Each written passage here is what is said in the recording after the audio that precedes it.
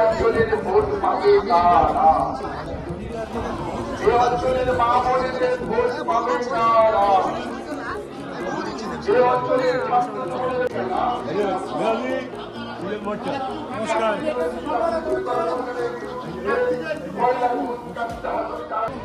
Voter কারণ হয়।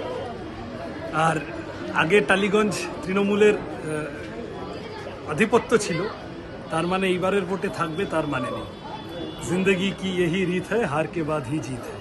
এটাই বলছি যে টালিগঞ্জ জুড়ে যে সমর্থন পাচ্ছি, মানুষের চোখ মুখ যা বলছে, যাদবপুর লোকসভা জুড়ে এবারে চমকপ্রদ ফল হবে এবং তার মধ্যে টালিগঞ্জ ডেফিনেটলি লাল ঝান্ডাকে অনেক উঁচুতে তুলে ধরবে। মানুষ তাদের জীবন জীবিকার সমস্যা মুখ খুলছে সেগুলো নিয়ে, কারণ তৃণমূল বিজেপি বাইনারিতে মানুষের লাইভলিহুড ইস্যুস, রুটি কাপড়া মাকানের সমস্যা ছাড়া বাকি সব আলোচনা হয়।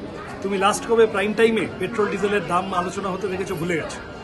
মানুষকে গিয়ে যখন বলছি যে আমার কাজ, আমার পার্টির কাজ রুজি রুটির সমস্যাকে রাজনীতির কেন্দ্রবিন্দুতে ফিরিয়ে আনা, মানুষ রিলেট করছেন। এমন অনেক মানুষ যারা অতীতে তৃণমূলকে বা বিজেপিকে ভোট দিয়েছেন তারাও বলছেন এবার সিপিএম। ভদ্রলোক জেলে যাওয়ার পর আমাদের সকলের কাছে SMS ভরে গেছিল, পরিবর্তন করে কি পেলে? পাঁচিল টপকানো MLA। তো সে ভদ্রলোক ছাড়া পেয়েছে, আরও অনেকে ছাড়া পাননি।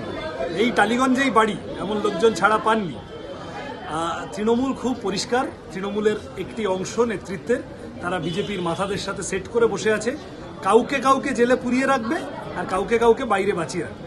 যাদবপুরের তৃণমূল প্রার্থী ইডি ডেকেছিল, গেছিলেন, আবার ইডি ডাকলো, গেলেন না, তারপরের বার আর ইডি কিছু বললো। তার মানে কোনো একটা সেটিং মাথায় মাথায় কাউকে কাউকে বাঁচিয়ে দিচ্ছে, কাউকে কেউ কেউ জেলে, কেউ কেউ বেলে, আর কেউ কেউ বাইরে, ডাক এলো বলবো।